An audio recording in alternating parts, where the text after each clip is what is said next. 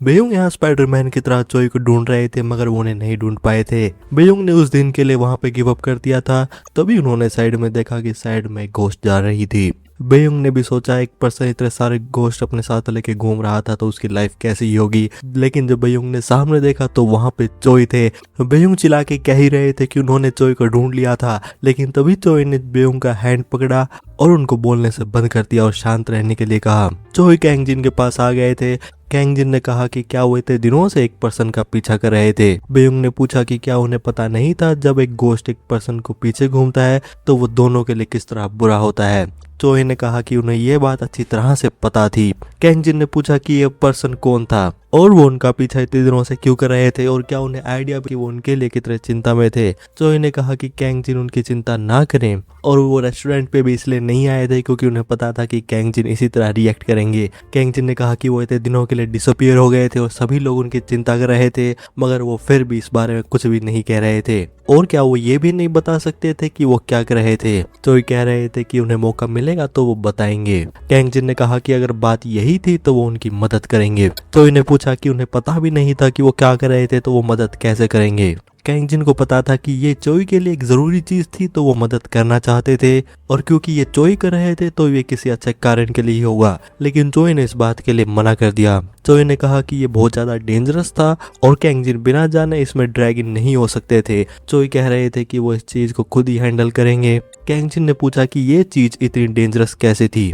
चोई ने कहा कि वो उन्हें तभी बताएंगे जब कैंगजिन प्रॉमिस करेंगे कि वो उनकी मदद नहीं करेंगे, क्योंकि बात ऐसी नहीं थी कि वो सिर्फ एक शेडी पर्सन का पीछा कर रहे थे और उन्होंने सी सिटी के सीरियल मर्डर केस के बारे में तो पता ही होगा। कैंगजिन ने कहा कि ये केस कुछ सालों पहले न्यूज में था और इस केस में वहां पे बॉडीज तो मिली थी लेकिन वहां पे कोई भी एविडेंस नहीं था तो वो अनसॉल्व ही रह गया था। चोई ने बताया कि वो कल्प्रिट का पीछा कर रहे थे। कैंगजिन ने सुना था कि वहां कोई भी एविडेंस नहीं था तो उन्हें ये कैसे पता था। चोई ने कहा कि वहां पे एविडेंस तो नहीं था, मगर वो वहां विक्टिम्स के फेस को कभी भी नहीं भूल सकते थे और वो भूलना उनके लिए इम्पॉसिबल था। और एक घोस्ट जो कि कल्प्रिट का विक्टिम था, कल्प्रिट का पीछा कर रहा था, और ये बात ऑफिशियली अनाउंस होने के बाद कल्प्रिट के पीछे और ज्यादा घोस्ट आ गए थे। चोई ने जब ये देखा कि रिजल्टमेंट की वजह से वहां पे इतने सारे विक्टिम थे तो वो इस चीज को नजरअंदाज तो नहीं कर सकते थे। कैंगजिन ने कहा कि यही कारण था कि वो उनकी मदद करना चाहते थे और अगर वो एक बुरे इंसान का पीछा कर रहे थे तो उन्हें पहले बताना चाहिए था।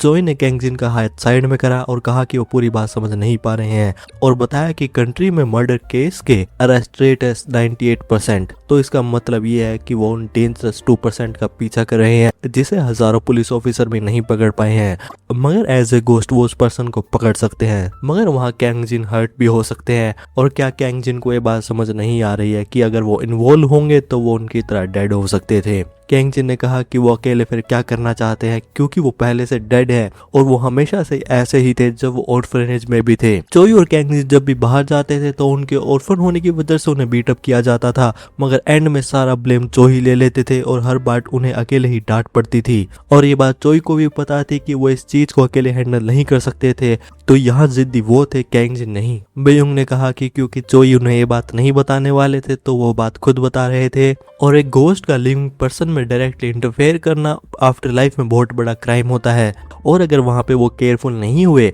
तो जेएस फाइनेंस वहाँ पे आके उन्हें लोग ले जा सकते हैं। इस बात पे कैंगजिन भी शौक हुए और चोई पूछने लगे कि वो उन्हें ये बात क्यों बता रहे थे। बेयोंग ने चोई से कहा कि वो कुछ ज्यादा ही टेंस थे और अगर वो वहाँ पे एविडेंस भी गैदर कर लेंगे तो वहाँ पे कैंगजिन को ही पुलिस को ये बात रिपोर्ट करनी होगी, तो क्यों ना वो इरेज होने की बजाय कैंगजिन पे थोड़ा भरोसा करे और उनकी मदद ले। मगर कैंगजिन को भी ये बात प्रॉमिस करनी होगी कि वो कुछ भी रेकलेस नहीं करेंगे, जिस वजह से चोई के पास भी कैंगजिन को रोकने का कोई भी कारण नहीं होगा, तो यहाँ पे दोनों के लिए विन विन सिचुएशन होगी। तो क्यों ना वो आगे पीछे लड़ाई करने की बजाय इस चीज में कॉम्प्रोमाइज करे। कैंगजिन भी वहाँ पे पूरा क्यूटनेस का अटैक करते हुए चोई से रिक्वेस्ट कर रहे थे। चोई ने भी वहाँ पे बात एग्री कर ली थी और कुछ देर बाद यहाँ कल्प्रिट एक स्ट्रीट पे चलते हुए जा रहे थे और कुछ दूर कैंगजिन, चोई और बेयोंग उन्हें देख रहे थे। कैंगजिन ने चोई से पूछा कि क्या उन्हें जब तक एविडेंस नहीं मिलेगा वो कल्प्रिट का ऐसे पीछा करते रहेंगे। कल्प्रिट शिंजो यूनिवर्सिटी के पास जो कन्वीनियंस स्टोर है वहां पे जाता है। कैंगजिन ने भी पूछा कि कल्प्रिट कन्वीनियंस स्टोर्स में क्यों जा रहा है।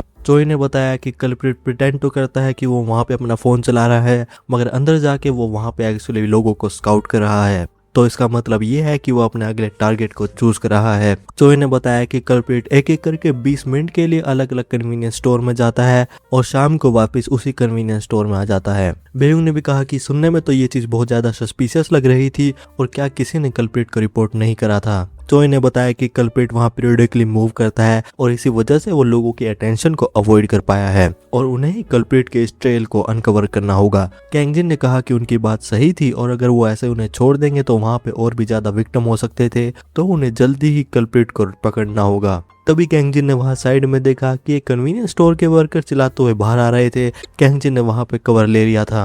वर्कर कह रहे थे कि वो अचानक से ये नहीं कह सकते थे और क्या उन्हें लगता था कि वो अपनी मर्जी से वहां पे क्विट कर सकते थे और कहने लगे कि वहां पे बहुत ज्यादा काम था और मदद के लिए भी कोई नहीं था। कन्वीनियंस स्टोर के मैनेजर ने कहा कि उन्हें अब किसी और को वहां ढूंढना होगा। तभी कल्प्रिट उसी कन्वीनियंस स्टोर से बाहर निकला।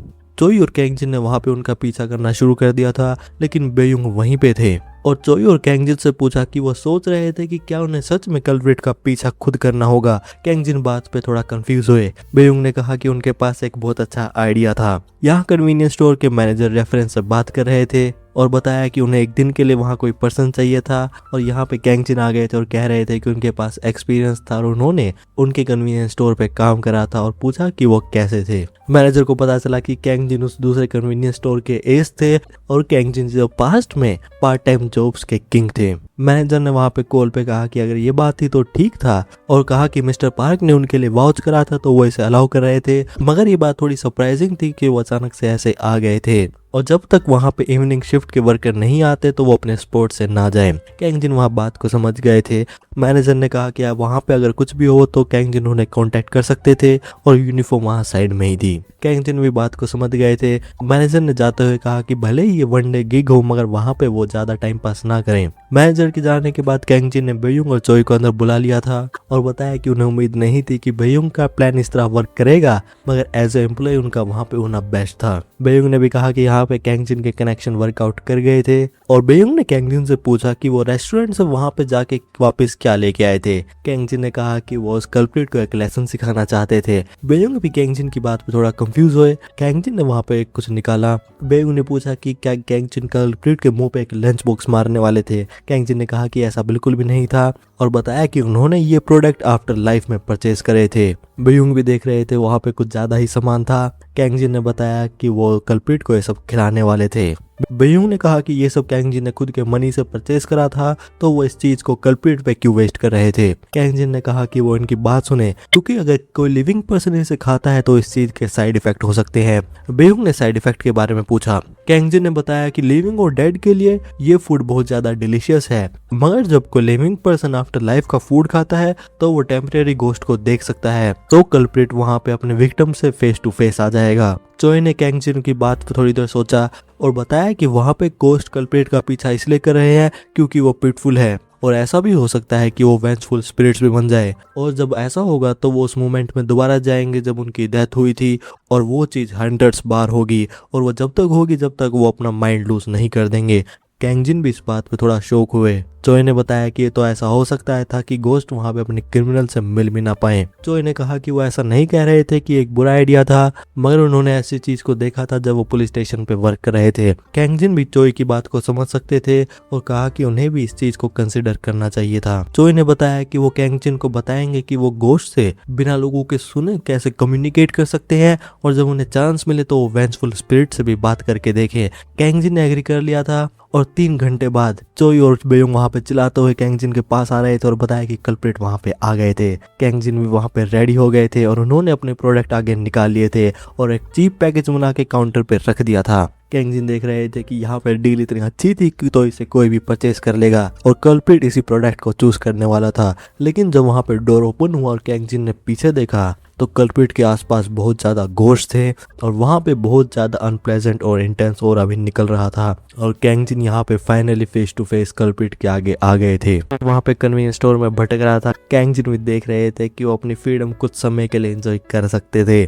तभी कल्प्रिट ने वहां पे कैंग जिन के पैक को उठा लिया था और कैंग जिन ने वहां पे टोटल बता दिया था। कल्प्रिट ने पूछा कि क्या वो इसे स्कैन नहीं करने वाले थे। कैंग जिन ने बताया कि ये अभी रखे गए थे और बारकोड इन पे अभी नहीं लगाया गया था और कैंग जिन ने वहां ट्रांजैक्शन कंप्लीट करके पैकेज कल्प्रिट को दे दिया था। कैंगजिन ने भी कहा कि वो इस चीज को एंजॉय करे क्योंकि कुछ ही समय में उनका वर्ल्ड बदलने वाला था। कैंगजिन ने वहां पर तभी गोस्ट को बुलाया और कैंगजिन ने बुलाने के लिए उसी टेक्निक का इस्तेमाल करा जो बेयोंग और चोई ने उन्हें सिखाई थी। कैंगजिन सोच रहे थे कि क्या ये चीज वर्क कर रही थी, लेकिन कैंगजिन के सामने गोस्ट आ गए थे और टेक्निक वर्क कर गई थी। कैंगजिन ने टेक्निक का इस्तेमाल करते हुए बताया कि वो बस ऐसा कहना चाहते थे कि उन्होंने कल्प्रिट को जो फूड दिया था उस वजह से वो गोस्ट को देख सकते थे, तो कुछ ही समय में कल्प्रिट उन गोस्ट को देख पाएंगे। कैंगजिन ने कहा कि वो उम्मीद कर रहे थे कि इस चीज से गोस्ट को ज्यादा ट्रबल ना हो और अगर वो चाहे तो वो कल्प्रिट को दूसरे गोस्ट के सामने ला सकते थे, जिस वजह से कल्प्रिट मेंटल हॉस्पिटल में चला जाएगा और या फिर खुद को रिवील भी कर देगा, और ये सब गोस्ट के ऊपर ही था। और कैंगजिन ने बताया कि एंड में ये इंपॉर्टेंट डिसीजन उनका ही था। गोस्ट कैंगजिन के सामने आया और पूछा कि क्या कल्प्रिट उन्हें देख पाएगा, और ये बात कह के गोस्ट वहां पे हंसने लगे और सभी विक्टिम गोस्ट फेस से कल्प्रिट का पीछा करने लगे। कुछ देर बाद कल्प्रिट ने अपना फूड खा लिया था और कल्प्रिट की जब आंख खुली तो देखा वहां पे क्या हो रहा था, क्योंकि कुछ समय पहले वो कन्वीनियंस स्टोर में अपना मील खा रहे थे और वह अचानक से अब कहाँ आ गए थे। कल्प्रिट चलते जा रहे थे क्योंकि उन्हें कुछ भी नहीं दिख रहा था, लेकिन उन्हें फाइनली अपना वो फोन मिल गया था। लेकिन कल्प्रिट ने देखा कि वॉलपेपर चेंज हो चुका था और उन्होंने ये फोटो कभी नहीं ली थी, तो उन्होंने जब डिलीट करने का ट्राई करा तो फोटो डिलीट नहीं हो रही थी। कल्प्रिट देख रहे थे कि उनके फोन के साथ क्या हो रहा था और वहां पे फोटो डिलीट नहीं हो रही थी। कल्प्रिट के पीछे वहां पे गोस्ट आ रहे थे। कल्प्रिट की नजरों के सामने कुछ सेकंड के लिए फोन था, लेकिन तभी वहां पे कुछ बाल आ गए थे। कल्प्रिट ने जब साइड में देखा तो वहां पे गोस्ट की नजरें कल्प्रिट पे ही थी। कल्प्रिट वहां पे पैनिक कर रहे थे और भागते हुए जा रहे थे, लेकिन गोस्ट ने अपने हेयर से कल्प्रिट को पकड़ लिया था और वहां पे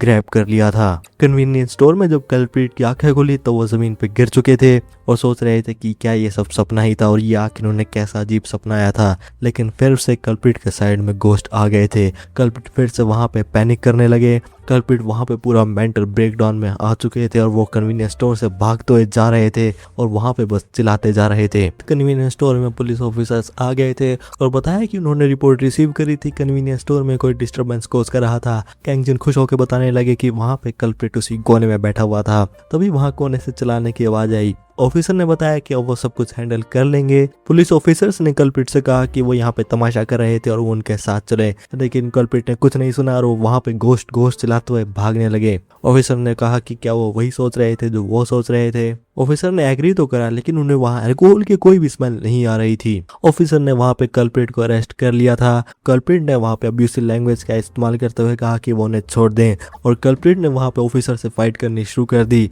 ऑफिसर ने वहाँ पे कल्प्रिट को अरेस्ट कर लिया था और कार में डाल दिया था। ऑफिसर ने रिपोर्ट करा कि कन्वीनियंस स्टोर का इंसिडेंट रिजॉल्व हो गया था। कल्प्रिट पीछे बैठा हुआ सोच रहा था कि कोई भी अब उन्हें फॉलो नहीं करेगा, सब कुछ उनका हेलुसिनेशन ही था। लेकिन साइड में फिर से और ज्यादा गोस्ट आ गए थे। कल्प्रिट ने फिर से पैनिक करा और फिर से चिल्लाते हुए पुलिस कार में चले गए थे। कैंगजिन को ये बात थोड़ी अजीब लगी क्योंकि वहां पे गोस्ट कुछ नहीं कर रहे थे, मगर फिर भी कल्प्रिट इतना ज्यादा तमाशा क्यों कर रहे थे और क्या ये सब फूड का कुछ साइड इफेक्ट था। चोई ने बताया कि वो पुलिस कार को फॉलो करने जा रहे थे। कैंगजिन वहां पे बात समझ गए थे और बताया कि उन्हें वहां पे रेस्टोरेंट में जाना था और उसे ओपन करना था और वहां पे वो अगले वर्कर का इंतजार करेंगे। चोई भी देख रहे थे कि वहां पे टाइम लेट हो गया था। चोई ने कहा कि अगर वो अभी नहीं जाएंगे तो लेट हो सकते थे और वो वहां पे पुलिस स्टेशन पे जाके सिचुएशन को चेक कर रहे थे। तभी कैंगजिन के पास एक मैसेज आ गया था क्योंकि कैंगजिन ने कुछ समय पहले सिन से कहा था कि कुछ अर्जेंट हो गया था और वो रेस्टोरेंट में थोड़ा लेट आएंगे और क्या ऐसा हो सकता था कि वो उनके लिए रेस्टोरेंट को ओपन कर दें। शोजो ने रिप्लाई करा कि उन्होंने उनका मैसेज देख लिया था और रेस्टोरेंट को ओपन कर दिया था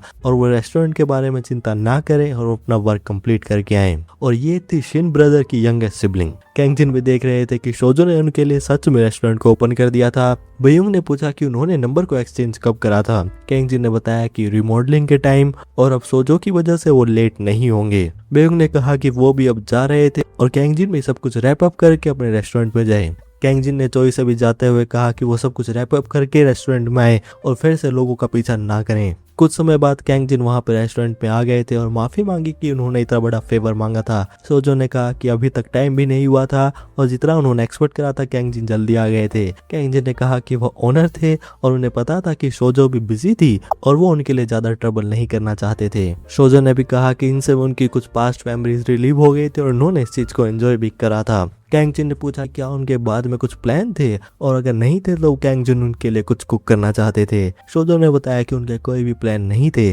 कैंग जिन ने कहा कि वो उनके लिए कुछ भी कुक कर सकते थे और उन्होंने शोजो का ऑर्डर ले लिया था। कुछ समय बाद वहां पे मेडन गोस्ट भी आ गई थी और कैंग जिन ने उन्हें पूरी सिचुएशन को बता दिया था। मेडन गोस्ट भी वहां पे कल्प्रिट को लेकर अब इजी लैंग्वेज का इस्तेमाल कर रही थी। शोजो ने बताया कि वो समझ सकते थे कि वो सिचुएशन में क्यों इन्वॉल्व हुए थे, और जो लोग इस वर्ल्ड में कनेक्टेड होते हैं उनके सिचुएशन में दो रिएक्शन होते हैं। पहला कि वो गोस्ट की बात को सुनते हैं और उनकी हेल्प करने की कोशिश करते हैं, और दूसरा कि वो गोस्ट को इग्नोर करते हैं। कैंग जिन ने भी पूछा कि क्या सच में लोग इसे इग्नोर करते हैं। शोजो ने बताया कि जो भी उनके वर्ल्ड में है उस बात का पता है कि जब बुरे लोगों की डेथ होती है तो वो डेफिनेटली हेल में जाते हैं। शोजो ने कहा कि इसीलिए वो इस चीज को इग्नोर करते हैं, और भले ही वो एज ए लिविंग पर्सन अपने सिंस को रिपेयर ना कर पाए, मगर इवेंचुअली सबकी डेथ होती है और डेथ के बाद वो हेल से एस्केप नहीं कर सकते हैं। कैंग जिन ने भी कहा कि मगर उन विक्टिम की सफरिंग का क्या, और आखिर उनके साथ क्या होता है। शोजो ने भी कहा कि वो इस बात को मना नहीं करेंगी कि वो लोग वहाँ पे रियलिटी को इग्नोर करते हैं। कैंग जिन ने भी कहा कि वो इस बात से एग्री कर रहे थे कि आफ्टर लाइफ में पनिशमेंट इम्पोर्टेंट है, मगर उन्हें लगता है कि ये भी बहुत ज्यादा जरूरी है कि वहाँ पे और ज्यादा विक्टिम्स ना क्रिएट हों। कैंग जिन ने वहाँ पे फिर एक लंबा भाषण शुरू कर दिया था और शोजो वहाँ पे थोड़ा हंसने लगी। शोजो ने वहाँ पे हंसने के लिए माफी मांगी और बताया कि वो कैंग जिन पे नहीं हंस रही थी। कैंग जिन ने भी पूछा कि इतना फनी क्या था। शोजो ने कहा कि वो भी रियलाइज कर रही थी कि वो इस वर्ल्ड में कुछ ज्यादा ही समय से थी और वो कैंग जिन का पर्सपेक्टिव अच्छी तरह से समझ सकती थी, और वो जब गोस्ट के साथ ज्यादा टाइम स्पेंड करते हैं तो डेथ थोड़ी ब्लर दिखने लगती है और बिना रियलाइज करे वो वन साइड आर्ग्यूमेंट में ज्यादा पॉजिटिव हो जाते हैं। और क्योंकि वो गोस्ट को उनकी डेथ के बाद भी ऐसे ही भटकता देखती हैं तो वो भी सिचुएशन में आखिर क्या कर सकती हैं। कैंग जिन भी देख रहे थे कि शोजो काफी समय से गोस्ट के साथ टाइम स्पेंड कर रही थी, तो ये हैरानी वाली बात नहीं थी कि लाइफ और डेथ के बीच की जो लाइन थी वो उनके लिए ब्लर हो गई थी। शोजो ने कैंग जिन से पूछा कि तो क्या उन्होंने कल्प्रिट को पुलिस को दे दिया था और अब से कैंग जिन के लिए कल्प्रिट को रीच करना मुश्किल होने वाला था, और क्या कैंग जिन ने इस बात के लिए कुछ भी प्रिपेयर नहीं करा था। कैंग जिन ने बताया कि उनके पास इस चीज का प्रिपेयर करने के लिए ज्यादा समय नहीं था, मगर वो किस चीजों को प्रिपेयर कर रहे थे। शोजो ने पूछा कि जैसे कि क्या। कैंग जिन ने बताया कि उन्हें लग रहा था कि बिना आइडेंटिटी रिवील करें इंफॉर्मेशन प्रोवाइड करने के लिए इंटरनेट बेस्ट था, और वो रिपोर्टर को भी फॉलो कर रहे थे जो इस केस को फॉलो कर रहा था। तो उन्हें लगा कि क्यों ना वो एविडेंस गैदर करके रिपोर्टर को सेंड करें। शोजो ने भी कहा कि आइडिया बुरा नहीं था। शोजो ने कहा कि वहाँ पे कस्टमर भी आने वाले थे तो वो भी जा रही थी। कैंग जिन ने बताया कि मगर वहाँ कस्टमर तो क्लोजिंग टाइम में आएंगे। शोजो ने कहा कि वो आने ही वाले थे, तभी वहाँ भागते हुए बेयुंग आ गए थे।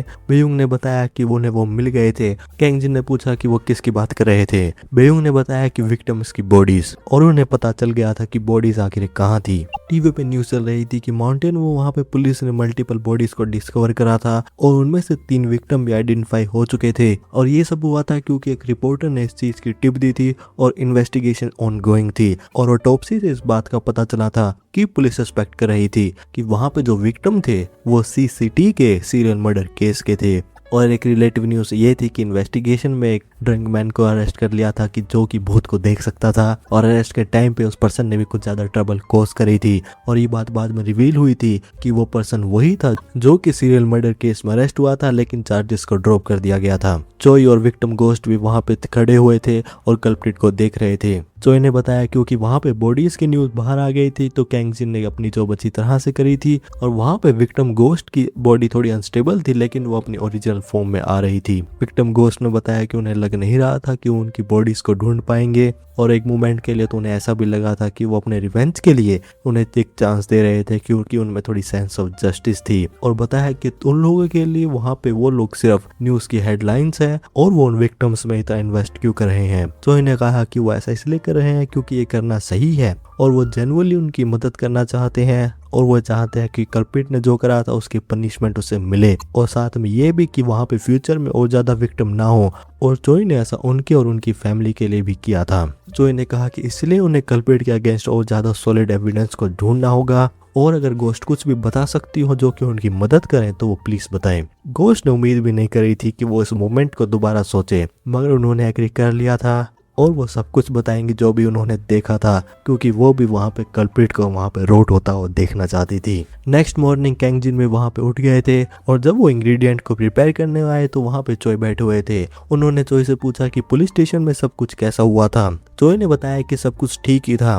कैंग जिन ने फिर गोस्ट के बारे में पूछा और पूछा कि क्या कल्प्रिट पे भी इन्वेस्टिगेशन चल रही थी। चोई ने बताया कि क्योंकि वहाँ पे बॉडीज मिल गई थी तो वो फिर से केसेस को रिव्यू कर रहे थे, मगर कल्प्रिट ऐसे क्लेम कर रहा था कि वहाँ पे उसे कुछ भी नहीं पता था। कैंग जिन को भी इस बात का पता था क्योंकि उन्हें वहाँ पे और ज्यादा सॉलिड एविडेंस चाहिए होगा। चोई ने कहा कि उन्हें वहाँ पे कुछ मिला था और कल्प्रिट जिस मोटेल में रहता था वहाँ पे एक बहुत ज्यादा इंपॉर्टेंट एविडेंस था। कैंग जिन भी खुश होते हुए आए। चोई ने बताया कि बहुत ज्यादा क्रूशियल एविडेंस था और वो सिचुएशन में बहुत ज्यादा मदद करेगा। और बात ये थी कि कल्प्रिट की एक बहुत ज्यादा डिस्गस्टिंग हैबिट थी क्योंकि वो वहाँ पे हेयर और बाकी चीजों को कलेक्ट करता था और वॉल स्पेस और सिंक के पीछे वहाँ पे उसको कलेक्ट करता था, मगर उसे ढूंढना वहाँ पे बहुत ज्यादा मुश्किल हो सकता था और ऐसा करने के लिए चोई को कुछ भी आइडिया नहीं था और वो हेसिटेट करते हुए बताने लगे कि इसलिए वो वहाँ पे आए थे। चोई कह रहे थे कि कैंग जिन इस बारे में चिंता ना करें और वो इसे खुद हैंडल कर लेंगे और वो वहाँ पे सिर्फ अपने थॉट्स को क्लियर करने आए थे। कैंग जिन ने चोई से डायरेक्टली पूछा कि वो यही कह रहे थे कि कैंग जिन इस बात को पुलिस को रिपोर्ट करें,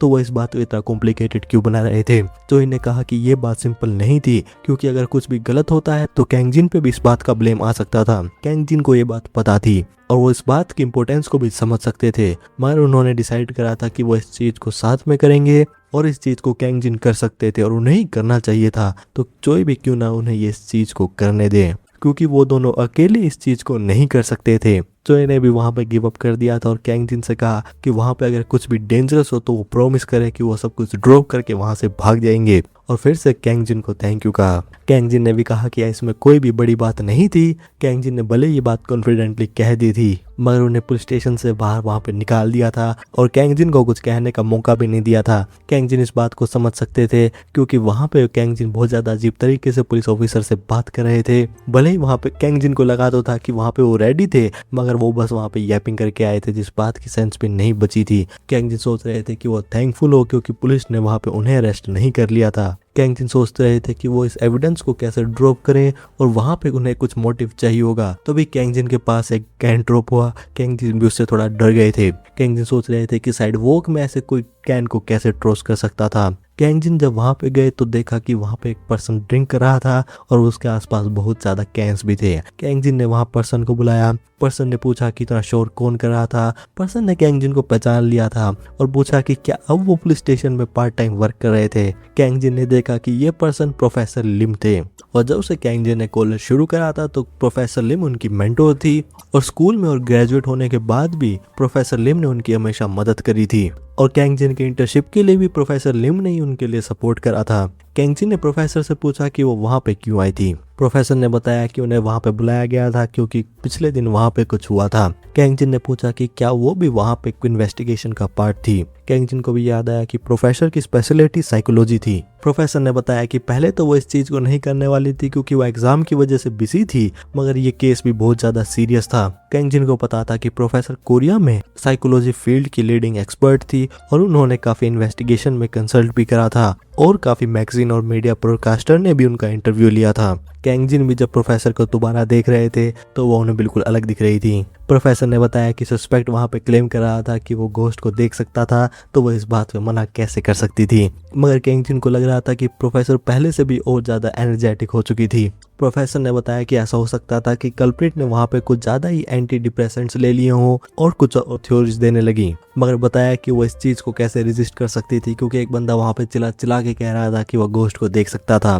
कैंग जिन ने उम्मीद नहीं करी थी कि वहां पे प्रोफेसर को इन्वेस्टिगेशन में अटैच कर लेंगे। प्रोफेसर ने बताया कि मगर वहां पे कल्प्रिट अब कुछ भी नहीं कह रहा था और इस बात पे इंसिस्ट कर रहा था कि उन्होंने पास्ट में सभी कनेक्शन को क्लियर कर दिया था, मगर प्रोफेसर को कुछ बात अजीब लग रही थी क्योंकि सिक्योरिटी फुटेज में कल्प्रिट ने वहां पे मर्डर का कन्फेस करा था, मगर अब वो क्लेम कर रहा था कि ये बात कहते हुए अपने सही माइंड में नहीं था। प्रोफेसर को लग रहा था कि ये सब कल्प्रिट के सबकॉन्शियस एक्सपीरियंस की वजह से बाहर आया था। इसी वजह से प्रोफेसर को कल्प्रिट के बारे में और ज्यादा पता लगाना होगा, मगर प्रोफेसर वहां पे डेड को हिट करती जा रही थी और वो सोच रही थी कोई उन्हें मिले जो कि घोस्ट को देख सकता था। कैंग जिन ने प्रोफेसर को बताया कि उन्हें लग रहा था कि वो उनकी मदद कर सकते थे क्योंकि प्रोफेसर ने कहा था कि उन्हें कोई मेरे जो घोस्ट के मदद ले सके और कैंग जिन एक्चुअली घोस्ट को देख सकते हैं और शायद कम्युनिकेट भी कर सकते हैं। प्रोफेसर वहां पे खड़ी और कैंग जिन से पूछा कि क्या वो उनसे मजाक कर रही थी। कैंगजिन को भी लगा था कि प्रोफेसर लिम इस बात पे इतना बिलीव तो इतनी आसानी से नहीं करेंगी। कैंगजिन भी इस बात पे एग्री कर रहे थे और कह रहे थे कि ये बात कहने में अजीब थी। प्रोफेसर ने कैंगजिन को ग्रैब करा और पूछा कि उन्होंने ये बात उन्हें पहले क्यों नहीं बताई थी और क्या वो सच में घोस्ट को देख सकते थे और कम्युनिकेट भी कर सकते थे। प्रोफेसर में और ज़्यादा एनर्जी आ रही थी और पूछ रही थी कि क्या घोस्ट भी उनसे बात कर सकते थे और क्या ये सिर्फ एक वन साइडेड कम्युनिकेशन था। कैंगजिन को लग रहा था कि प्रोफेसर उन पे कुछ ज़्यादा उम्मीद कर रही थी। प्रोफेसर वहाँ पे कैंगजिन को शेक करते हुए जा रही थी और वहाँ पे उन्होंने क्वेश्चन की लाइन लगा दी थी। कैंगजिन को भी लग रहा था कि उन्हें अपनी बात नहीं कहनी चाहिए थी। कैंगजिन वहाँ पे पास आउट हो चुके थे और कुछ समय बाद वो प्रोफेसर के साथ जा रहे थे। कैंगजिन ने बताया कि उन्हें एक क्लू मिला था और वो पुलिस से बात करने आए थे, मगर ये बात नहीं थी कि वो शज़ैम थे और ऐसा कुछ था और पुलिस ऑफिसर को भी नहीं लगेगा कि वो वहाँ पे कैंगजिन की बात में क्रेडिट होगा, तो कैंगजिन इस बात पे थोड़ा वरी कर रहे थे। प्रोफेसर भी देख रहे थे कि कैंगजिन घोस्ट से बात कर सकते थे और इस बात पे वो जेलस थी और फिर से कैंगजिन को लेकर बहुत बड़ी बात शुरू कर दी थी और कैंगजिन से पूछने लगे कि क्यों ना वो उनके ग्रेजुएट स्कूल में जाए और क्यों ना वो और ज्यादा इमोशनल स्टेट को एक्सपीरियंस करें, जैसे कि स्पिरिचुअल और घोस्ट एनकाउंटर्स जो कि रियल लाइफ एक्सपीरियंस पे हैं। कैंगजिन ने बताया कि वो ग्रेजुएट स्कूल में नहीं जा सकते हैं। प्रोफेसर ने कैंगजिन से पूछा कि क्या वो श्योर थे कि उनका क्लू वहाँ पे एविडेंस देगा। कैंगजिन ने कहा कि वो इस बात पे झूठ कैसे बोल सकते हैं और जिन लोगों का मर्डर हुआ था उनके लिए ये बात गलत होगी और बहुत ज्यादा डिसरिस्पेक्टफुल भी। प्रोफेसर ने कैंगजिन की बात से एग्री करा और कैंगजिन से कहा कि उन्हें अपनी टेस्टिमनी में और ज्यादा क्रेडिबिलिटी लानी होगी। कैंगजिन ने कहा कि बात तो सही थी मगर उन्हें कोई भी अच्छा आइडिया नहीं आ रहा था, लेकिन जब कैंगजिन ने प्रोफेसर को देखा तो वो पैनिक करने लगे क्योंकि प्रोफेसर वहाँ पे ऐसे स्माइल कर रही थी और जब भी कैंगजिन ने प्रोफेसर को ऐसे स्माइल करते हुए देखा था वहाँ पे कुछ भी अच्छा नहीं हुआ था। प्रोफेसर ने कैंगजिन को ग्रैब कर लिया था और वो कैंगजिन को आगे लेते हुए जा रही थी और वो कैंगजिन को इन्वेस्टिगेशन रूम में ले आई थी। ऑफिसर ने भी कहा कि ये एरिया ऑफ लिमिट था, मगर जब उन्होंने देखा कि वहाँ पे प्रोफेसर थी तो पूछा कि उनकी वो मदद कैसे कर सकते थे। डिटेक्टिव ने प्रोफेसर से पूछा कि उनके साथ कौन आया था। कैंगजिन ने भी देखा कि ये वही डिटेक्टिव थे जिनसे कैंगजिन ने पहले बात करी थी। प्रोफेसर ने बताया कि ये उनके स्टूडेंट थे और वो क्लेम कर रहे थे कि उनके पास इस केस के लिए बहुत ज्यादा इंपॉर्टेंट क्लू था, इसीलिए वो इन्वेस्टिगेशन में हेल्प करने के लिए उन्हें लेके आए थे। इस बात पे पुलिस ऑफिसर और डिटेक्टिव भी हैरान हुए। प्रोफेसर ने बताया कि इसीलिए वो कैंगजिन को कल्प्रिट के साथ एक बात करवाना चाहते थे। कैंगजिन भी इस बात पे शौक हुए और प्रोफेसर से कहने लगे कि वो डिटेक्टिव पे कुछ ज्यादा ही ट्रबल दे रही थी और पूछा कि क्या वो सच में कैंगजिन की बातों में बिलीव कर रही थी। प्रोफेसर ने बताया कि वो कैंगजिन में बिलीव कर रही थी और अगर कैंगजिन का क्लू सच हो जाता है तो ये बात भी प्रूव हो जाएगी कि वो घोस्ट को देख सकते हैं और वो बात प्रोफेसर के लिए भी अच्छी होगी। कैंगजिन ने भी कंफ्यूज होते हुए बात पे एग्री कर लिया था और वो उम्मीद तो यही कर रहे थे कि वो प्रॉब्लम को ज्यादा बड़ा ना कर दें।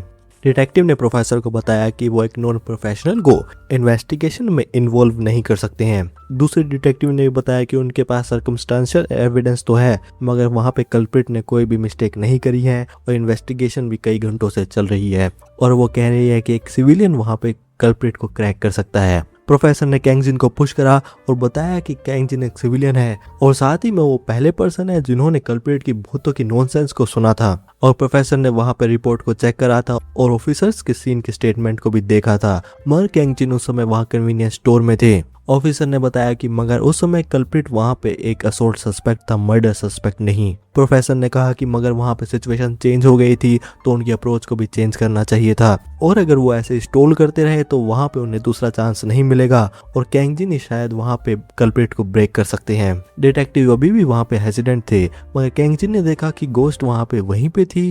कैंगजिन ने डिटेक्टिव से कहा कि वो समझ सकते थे कि वो उन पे फेथ नहीं कर सकते थे और रिक्वेस्ट करी कि वो उन्हें प्लीज एक चांस दे। कैंगजिन को वहां पे शोजो की बात याद है कि अगर वो अपने सिंस को यहाँ पे नहीं करेंगे मगर इवेंचुअली सबकी डेथ होती ही है, मगर कैंगजिन को पता था कि इसका मतलब ये नहीं था कि उनका पेन चला जाएगा। कैंगजिन ने बताया कि वो मदद करके इस बात को इंश्योर करना चाहते हैं कि फ्यूचर में और ज्यादा विक्टिम्स ना हो। डिटेक्टिव ने भी कहा कि वो प्रोफेसर को रोक तो नहीं सकते हैं तो वो कैंगजिन को एक चांस दे रहे थे।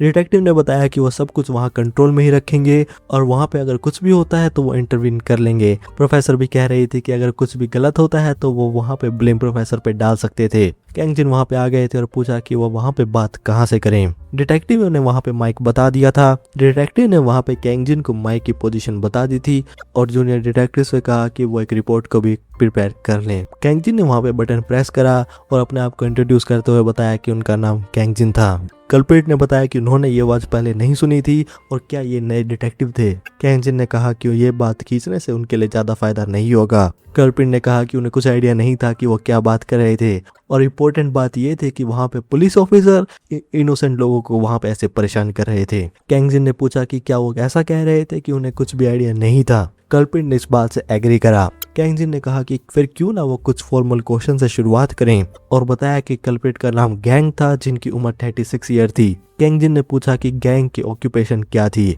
गैंग ने बताया कि वो एक मैनुअल लेबर थे और वो बस ऐसे इंसान थे जो डे टू डे लिव करते थे और वो काम के लिए कुछ भी कर सकते थे तो इससे ज्यादा फर्क नहीं पड़ता था और कुछ लोग ऐसे ही लिव करते हैं। कैंगजिन ने कहा कि उन्होंने कहा था कि वो कैसे भी वर्क कर सकते हैं तो वो ट्रैवल करते हुए काफी समय कैरी करते होंगे तो इसका मतलब ये था कि उनके पास एक कार भी होगी। तो कैंगजिन ने पूछा कि उनकी कार कहाँ पे थी। गैंग ने कहा कि उनके पास जवाब देने का कोई भी ऑब्लिगेशन नहीं था और वो अचानक से उनकी कार के बारे में क्यों बात कर रहे थे और अचानक से एक रुकी कोप यहाँ पे क्यों आ गया था और ये वहाँ पे एमलेस क्वेश्चन तो नहीं पूछे। कैंगजिन ने बात से एग्री करा और कहा कि क्यों ना वो सब्जेक्ट को चेंज करें और पूछा कि वो फिलहाल कहाँ रह रहे थे। कल्प्रिट ने बताया कि वो एक मोटेल से दूसरे मोटेल में जा रहे थे क्योंकि वो मंथली रेंट अफोर्ड नहीं कर सकते थे। कैंगजिन ने पूछा कि क्या वो शिंजू यूनिवर्सिटी के पास के एरिया के मोटेल में रह रहे थे। डिटेक्टिव ने देखा कि ये बात सही थी और उस डिस्ट्रिक्ट एरिया में काफी बड़े मोटेल थे।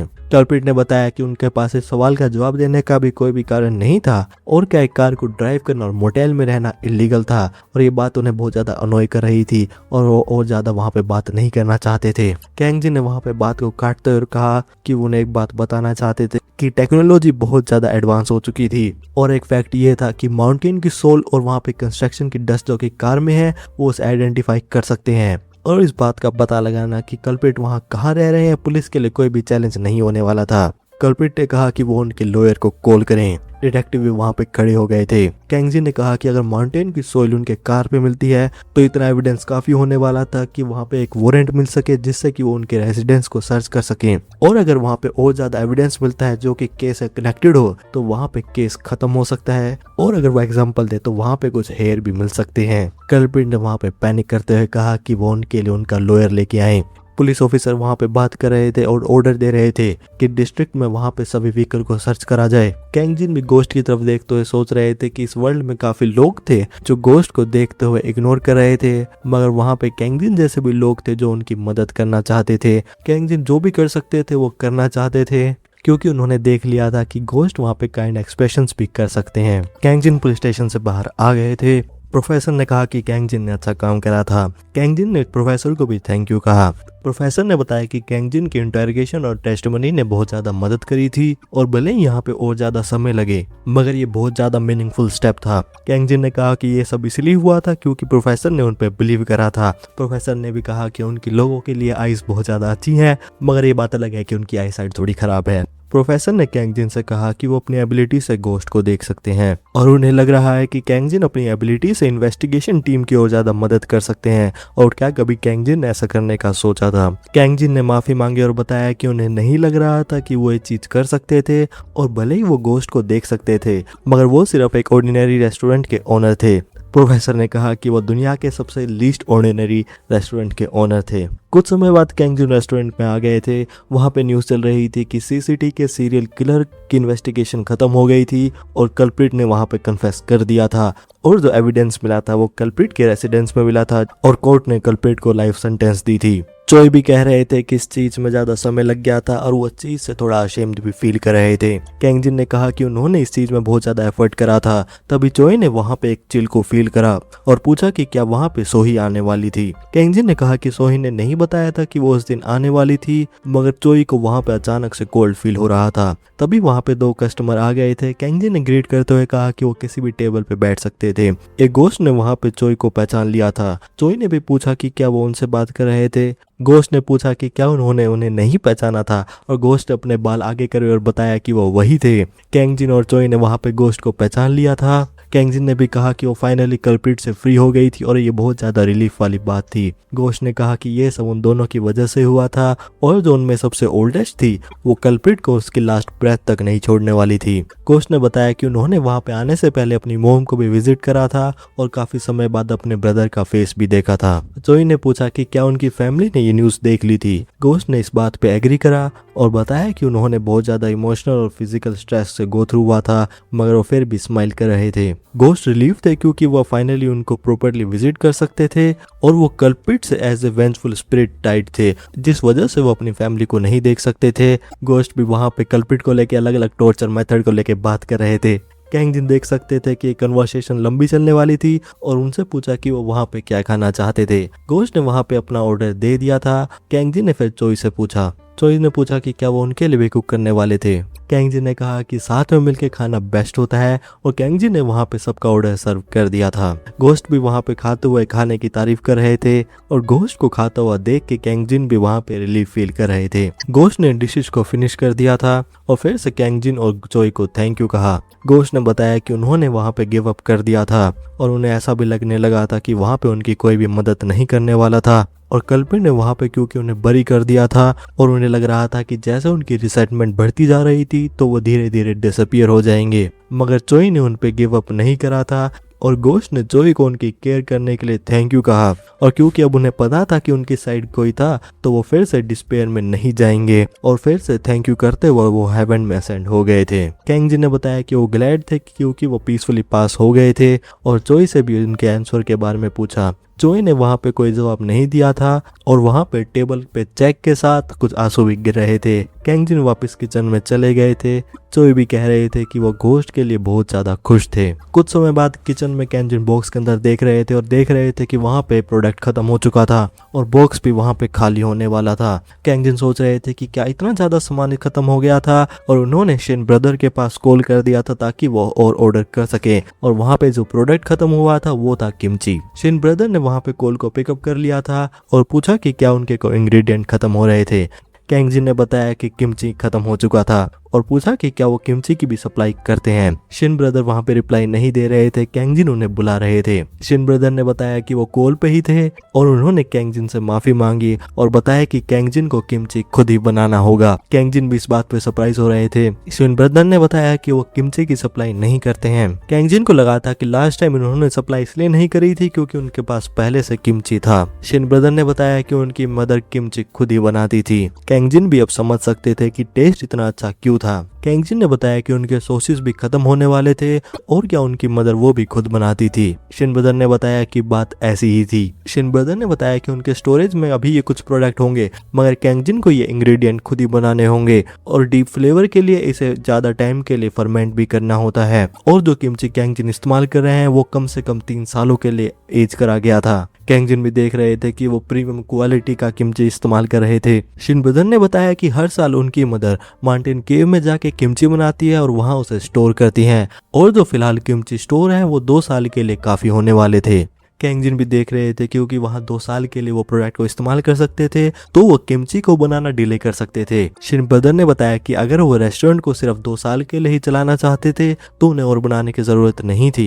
कैंगजिन ने कहा कि बात ऐसी नहीं थी और वो और कैसे बनाए। शिन ब्रदर ने बताया कि उनकी मदर एक टाइम पे 1000 कैबेज का इस्तेमाल करती थी। कैंगजिन भी इस बात पे सरप्राइज हुए और शिन ब्रदर से पूछने लगे कि क्या उन्होंने 100 की बजाय गलती से 1000 कह दिया था। शिन ब्रदर ने बताया कि इतना ही किमची उनके 1 साल के लिए जरूरी होता है मगर कैंगजिन को इससे ज्यादा चाहिए होगा क्योंकि कैंगजिन गोश्त के अलावा अलाइव ह्यूमन को भी सर्व करते हैं तो उन्हें और ज्यादा बनाना होगा। कैंगजिन ने पूछा कि क्या 2000 कैबेज काफी होने वाली थी। शिन ब्रदर ने बताया कि ये कहना मुश्किल था तो कैंगजिन ने कहा कि वो वहां पे 3000 कैबेज से बनाएंगे। शिन ब्रदर ने इस बात से एग्री करा और एक्स्ट्रा किमची होना बेटर ही होता है। कैंगजिन भी बात कर रहे थे मगर वो ये चीज अकेले बिल्कुल भी नहीं कर सकते थे। शिन ब्रदर ने बताया कि उन्हें चिंता करने की जरूरत नहीं थी और कुछ आंटीज थी जो उनकी मदद कर सकती थी और क्या कैंगजिन संडे को फ्री थे। कैंगजिन ने बताया कि अगर वो अगले हफ्ते की बात कर रहे थे तो वो ठीक था। शिन ब्रदर ने बताया कि किमची बनाने के लिए परफेक्ट टाइम था और वो उन्हें संडे की मॉर्निंग को सुबह 5 बजे पिक कर लेंगे।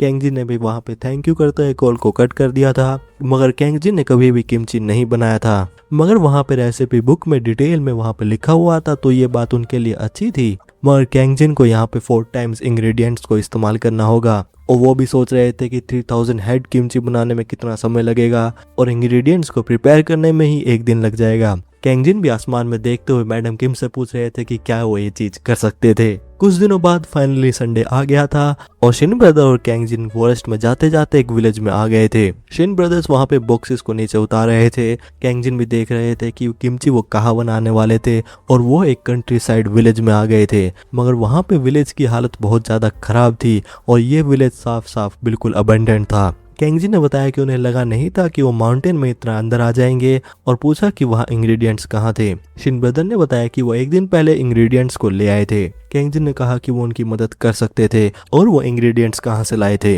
शिन ब्रदर ने बताया कि उनका खुद का फार्म था और या तो उसे वो खुद ग्रो करते हैं या फिर सप्लायर से परचेज करते हैं। कैंगजिन ने कहा कि वो इंग्रेडिएंट की कॉस्ट को कवर करेंगे। शिन ब्रदर ने कहा कि ये बात ठीक थी और वो कुछ किमची खुद के लिए रख लेंगे। कैंगजिन ने लोअर शिन से पूछा कि जो लोग उनकी मदद करेंगे कि क्या वो आसपास ही थे।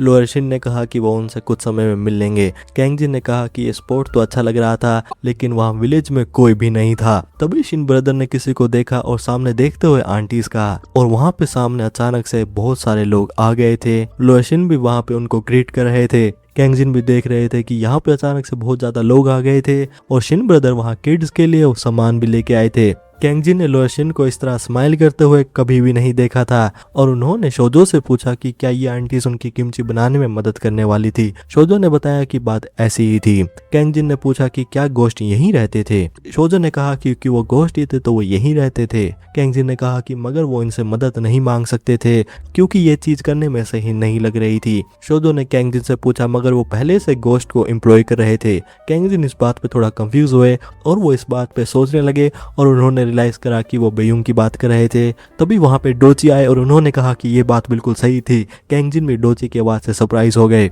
और पूछा कि डोची वहां पे कब आए थे। डोची ने जब सुना था कि कैंगजिन किमची बना रहे थे तो वो भागते हुए वहां पे आ गए थे और उन्होंने एक्सप्लेन करा कि जैसे उन्होंने बेयुंग के साथ एक after life employment contract sign करा था तो उसी तरह कैंगजिन आंटीज को वेज पे कर सकते थे। कैंगजिन ने पूछा कि क्या रेस्टोरेंट के बाहर गोश्त फिजिकल ऑब्जेक्ट को टच कर सकते थे।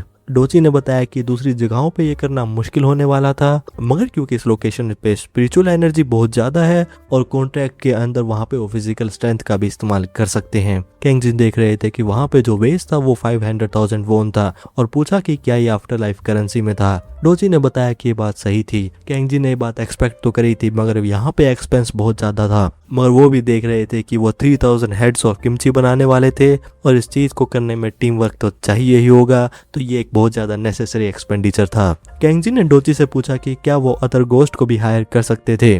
डोची ने बताया कि ऐसा हो सकता था और वो किसके बारे में बात कर रहे थे। कैंगजिन ने भी कहा कि यहाँ पे एक गोस्ट का होना बहुत ज्यादा जरूरी था। कुछ देर बाद बेयुंग वहां पे आ गए थे और कह रहे थे कि टेक्निकली वो उनके एम्प्लॉय थे मगर वो एक डॉग की तरह अपनी मर्जी से कभी भी उन्हें नहीं बुला सकते थे। कैंगजिन ने इनोसेंटली पूछा मगर वो कुछ और तो नहीं कर रहे होंगे। बेयुंग ने भी कहा कि गोस्ट की भी प्राइवेट लाइफ होती है। कैंगजिन ने वहां पे कॉन्ट्रैक्ट आगे करते हुए पूछा कि क्या वो ये पार्ट टाइम गिग नहीं करना चाहते थे। बेयुंग ने भी देखा कि वहां पे वेज 500,000 वोन था। कैंगजिन बेयुंग से पूछ रहे थे कि क्या वो ये चीज करना चाहते थे या फिर वापस जाना चाहते थे। बेयुंग ने वहां पे इंस्टेंटली कॉन्ट्रैक्ट को साइन कर लिया था और कैंगजिन बॉस से पूछा कि वहां पे उन्हें क्या करना था। कैंगजिन ने वहां पे एक और रिक्वायरमेंट कर ली थी। अब कॉन्ट्रैक्ट को साइन करने की बारी कैंगजिन की थी और कैंगजिन ने जब वहां पे कॉन्ट्रैक्ट को साइन करा तो वहां पे गोस्ट की स्पिरिचुअल एनर्जी चेंज हो गई थी और वो फिजिकल ऑब्जेक्ट को टच कर सकते थे। विलेजर्स ने वहां पे काम करना शुरू कर दिया था और उन्होंने कैंगजिन को भी अपने पास बुला लिया था और इस तरह गोस्ट ने वहां पे किमची को बनाना शुरू कर दिया था। सभी विलेजर्स वहां पे किमची को बनाने की रेसिपी को फॉलो कर रहे थे।